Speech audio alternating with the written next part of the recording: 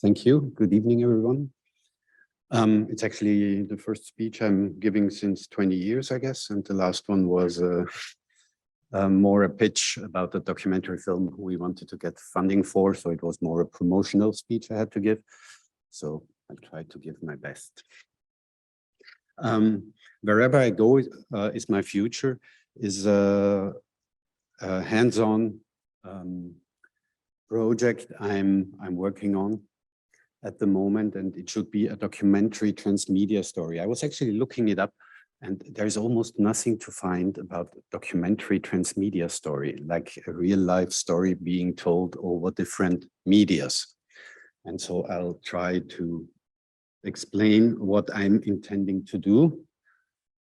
Which button do I hit to get to the next one? Enter.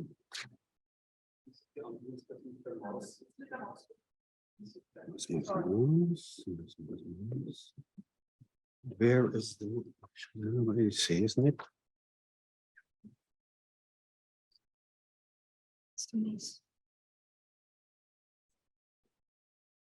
I think it's the mouse that made the noise. It's off.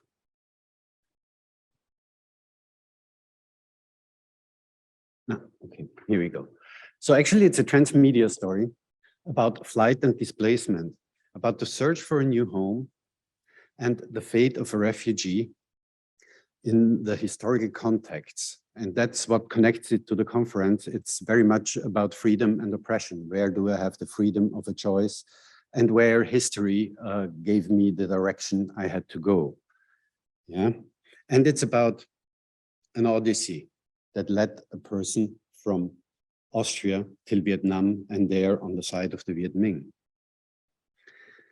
So my family and I, almost exactly 14 years ago now, we arrived in Vietnam in 2008 in December, and realized that we will stay in the country for the next 5 years, which we don't know at all. I mean, you know, when you go to Italy, you always find a way to communicate with people, like with your hands or your feet or something. But if you try to do the same mimic in Asia, it won't work. It just doesn't work. So you don't know how to connect with the people unless they speak English. And not many people at that time did, actually, to be honest. And so I started to try to find out where are we and what's going on in the country. And you know, Vietnam has all this story about the war, the American war, throwing out the Americans and starting this whole peace movement in America and the hippie movement, and everyone was influenced, and it influenced our generation as well, and up till now. And so I visited a lot of museums, and I found out that actually there was a story before, which I didn't know. And that's the colonial story and the colonial war against the French, which also happened. And so I went into this museum, and all this war, how to say in English, all this images celebrating their victory actually over the foreigners, over the French, over the Americans, was very intense to see, because the people are very proud there. They are proud that they won. They are proud that they are independent now, that they are proud that they had influence on their own history. And so I was standing in front of this image, actually. And I realized in Hanoi, and this image is from 1974, no, 47, sorry, Legasthenic. And I realized that there's something written in German. And you know, you're in Vietnam, and as I said, it is very strange, the whole culture, for you at the first moment. And then you read something in German and you're like, why is it there? Either French or English or anything, but it's German, yeah? And so I started to do some research, and I came across the fact that the next page is not working. Here we go, all right. And I came across this biography of an Austrian Jew who was in the Foreign Legion and defected to the Viet Minh.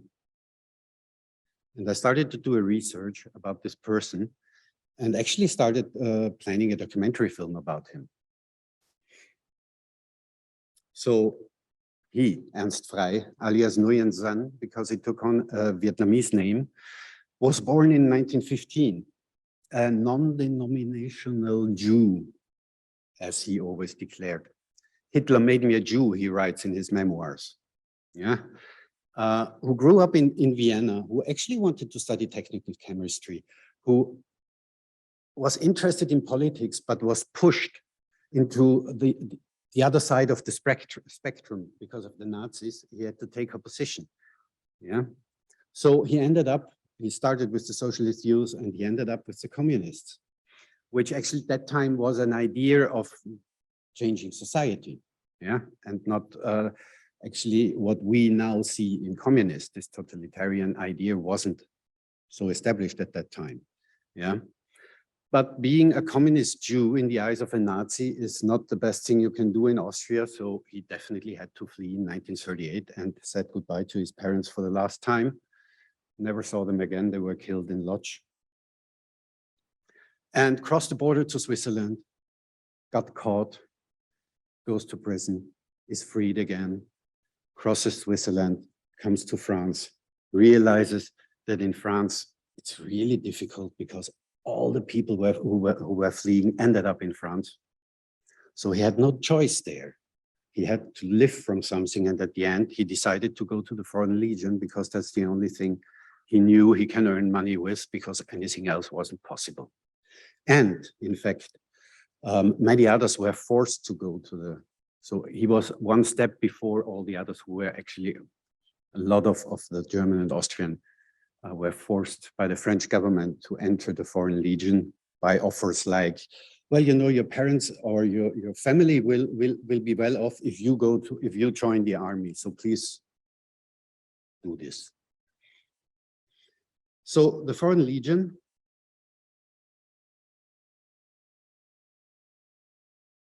okay, here we go. So the Foreign Legion sends him to Africa. From Africa,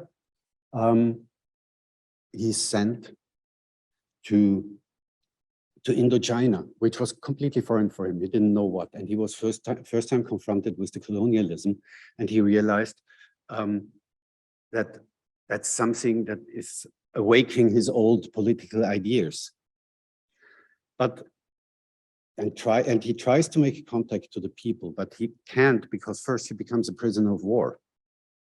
And only actually the atomic bomb helps him to survive, because after the atomic bomb in Japan, the Japanese gave up the war and he was freed in Vietnam. The war in Germany was already over, or in Europe. And so he defected to the Viet Minh. He takes on a Vietnamese name.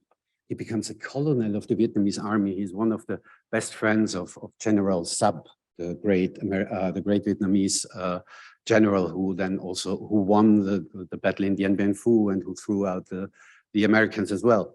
And as you see here, he has a personal letter from Ho Chi Minh when he leaves the country. So he has a very strong tie to this whole country where he thinks he found a new home, but has to realize in the 1950s that the Vietnamese also don't really accept him and send him home. And so he comes back home to a country he doesn't know at all, because it's after the war, he's in Vienna, and everything changed for him. His parents are not there, and all his friends are somewhere in the world.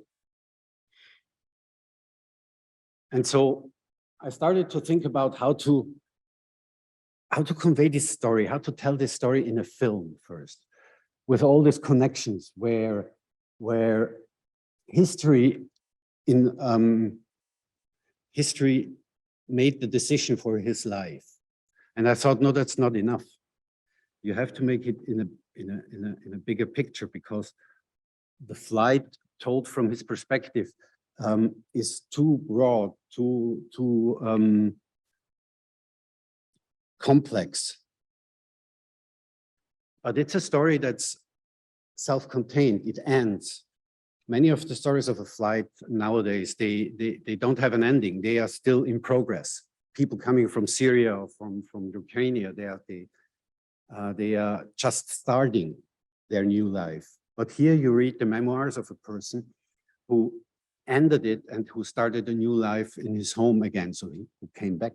Actually, most of the refugees want to go back into their country. Yeah.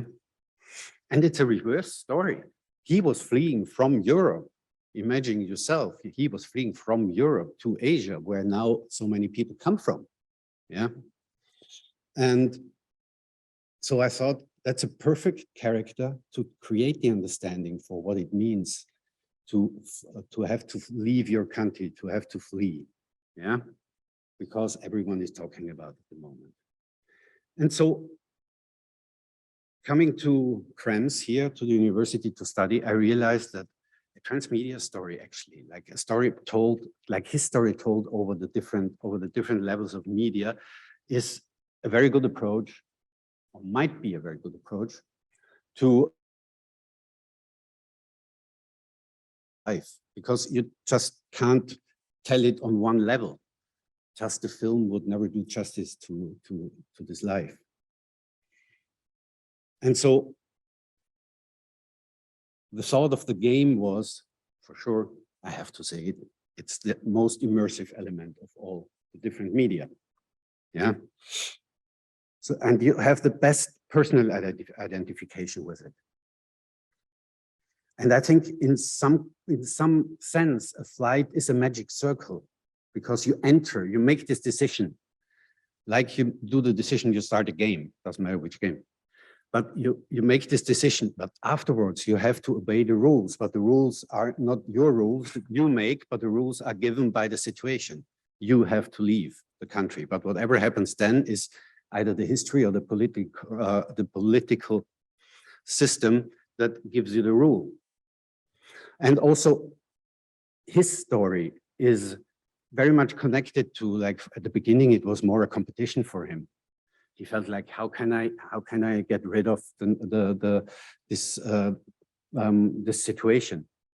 But then it also became a gamble with the stake of his life.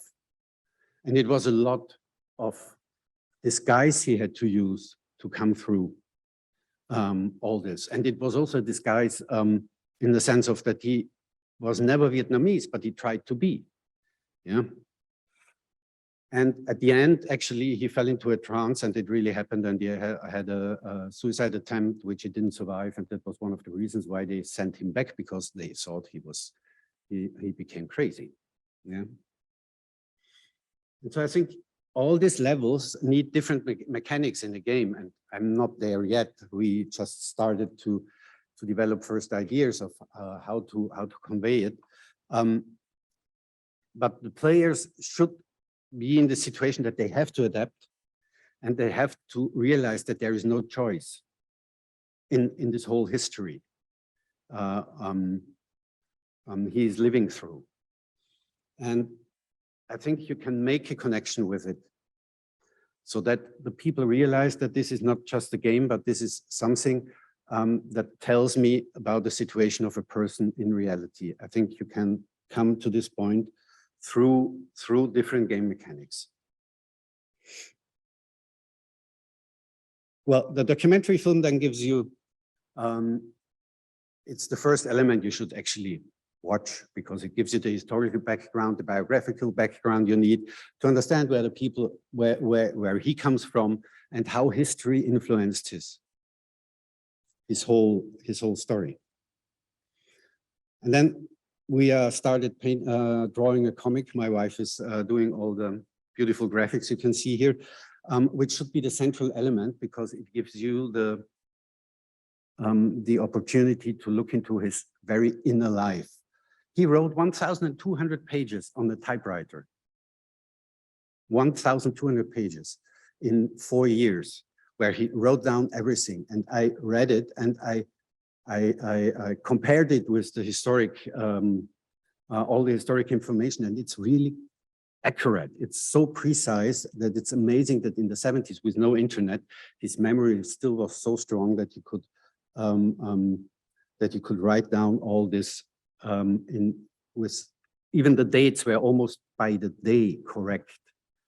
He described in his memoirs, and all these feelings, all this very inner emotions are best, I think, to be told in the comic. And so I'm almost coming to the finish. If I manage to, yeah. The memoirs then should help me, or should help the player to solve puzzles in the game. They shall give a, so if you need help, you can go to to some sections of the memoirs where you can read and where you can find solutions. You can also read the 1,200 pages if you like. It's quite some work, and it's a little bit strange to read because it's very personal. Yeah. Well, the ebook is available already. And if possible, I'm allowed to dream, it would also be possible to build an RG where you can do city tours on his traces, where you walk to different places. And with your mobile phone, you can then look back into the history of what happened to this time. For example, in Austria,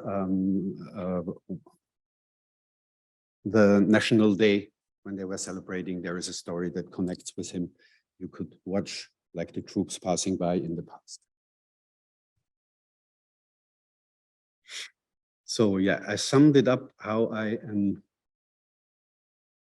in the timeline of his life.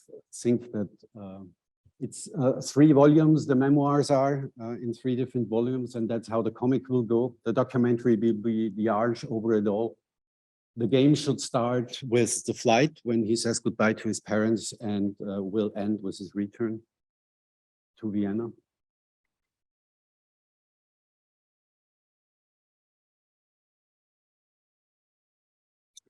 Yeah.